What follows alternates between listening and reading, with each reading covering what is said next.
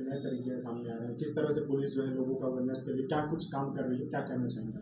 जी, cyber fraud जैसा कि हम देख रहे हैं कि विगत कुछ समय से साइबर फ्रॉड्स में काफ़ी तेज़ी आई है। इनके जो ठगी करने वाले लोग हैं, इनके तरीकों में भी काफ़ी बदलाव देखने को मिला है। नए-नए तरीके नित्य प्रतिदिन ये लेकर आ रहे हैं। इसको लेकर निश्चित तौर पर राज्य शासन और रायगढ़ पुलिस भी इवन इसको लेकर काफ़ी सीरियस है। इसके लिए वैसे तो हम आरोपी की धरपकड़, एफआईआर ये सारी चीज़ें हम करते ही हैं, लेकिन सबसे बेहतर उपाय होता है इसमें सतर्कता। सतर्कता ही इसमें साइबर फ्रॉड में बचने का सबसे अच्छा उपाय है।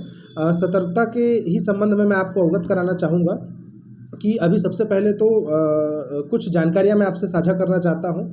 हमें ऐसा जानकारी मिली है हमें कि इंश्योरेंस कंपनीज़ के साथ-साथ कई सरकारी विभागों का डेटा भी बीच-बीच में लीक हो जाता है या इन फ्रॉडस्टर्स के पास में, इन ठगों के पास में पहुँच रहा है। इसके चलते कुछ ऐसे पैटर्न देखने में आए हैं हाल-फिलहाल में, जिसमें जो ठग होता है वह कॉल करता है, अपने आप को इंश्योरेंस कंपनी का आदमी बताता है या आंगनबाड़ी या बेटी बचाओ बेटी पढ़ाओ ऐसे अभियानों का कोई अपने आप को संयोजक बताता है या कभी किसी अन्य सरकारी विभाग का आदमी बनकर भी बात करता है। ऐसी वार्तालाप के दौरान वह आदमी यह प्रयास करता है कि आपकी जो जानकारी उस तक पहुंच गई है किसी प्रकार से लीक होकर, उस जानकारी को आपको बताता है, आपका कॉन्फिडेंस जीतने के लिए या जो पीड़ित है उसका कॉन्फिडेंस को जीतने के लिए।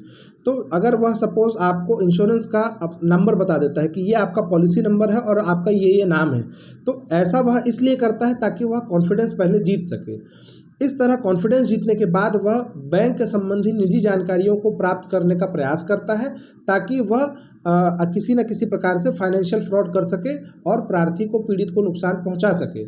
इसलिए आपके माध्यम से मैं यह अपील करता हूं कि कोई भी व्यक्ति अगर बैंक कर्मचारी बनकर, इंश्योरेंस कंपनी का आदमी बनकर या किसी अन्य शासकीय विभाग का आदमी बनकर बात करता है और आपसे बातचीत के दौरान अगर आपकी बैंकिंग संबंधी निजी जानकारी को प्राप्त करने का प्रयास करता है तो निश्चित तौर पर वह फ्रॉड है। आप अपने नज़दीकी थाना में संपर्क करें। साथ ही साथ एक नई सुविधा जो चालू की गई है, डायल 1930, मैं रिपीट करता हूँ, डायल 1930 इस नंबर पर कॉल कर भी आप अपने साथ हुए फ्रॉड की जानकारी साझा कर सकते हैं।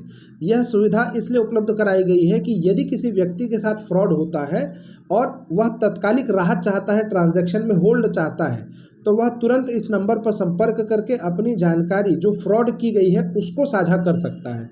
मैं रिपीट करूंगा, अगर कोई साइबर पुलिस बनकर भी अगर कभी संपर्क करे और आपसे बैंकिंग संबंधी निजी जानकारी मांगे जैसे पासवर्ड या अकाउंट की अन्य डिटेल, तो वह फ्रॉड हो सकता है। आप उसको इस तरह की कोई जानकारी साझा न करें। डायल 1930 पर जब आप कॉल करते हैं, वहाँ पर आपसे सिर्फ आपके ट्रांजैक्शन आईडी और उसकी जानकारी ही मांगी जाएगी कि किस तरह से फ्रॉड हुआ। इसलिए कोई अगर पुलिस वाला बनकर भी फ्रॉड करे उससे भी सतर्क रहें। इसके अलावा साइबर क्राइम के लिए विशेष पोर्टल की भी व्यवस्था की गई है। समय समय पर जागरूकता अभियान भी अभी चलाए जा रहे हैं। तो अतः आप अपने और अपने नज़दीकियों को इस संबंध में अवगत कराएं कि किसी भी प्रकार का साइबर फ्रॉड करने के लिए लोग अगर आपको कॉल करते हैं, कोई ठग आपको कॉल करता है, तो निजी जानकारी साझा न करें।